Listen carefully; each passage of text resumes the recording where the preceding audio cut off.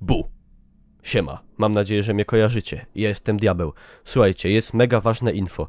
Już w najbliższą niedzielę kolejna edycja Wielkiej Orkiestry Świątecznej Pomocy, w której ja też będę brał udział, zarówno jak i wielu streamerów z portalu jarok.pl. Na pewno większość z nich będziecie kojarzyć.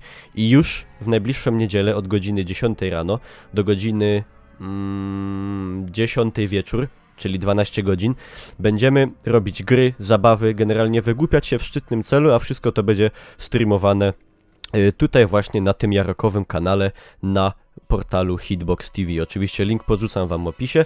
No i generalnie mam nadzieję, moi drodzy, że będziecie tam. Nawet w zasadzie powiem wam, że dla was lepiej, żebyście tam byli.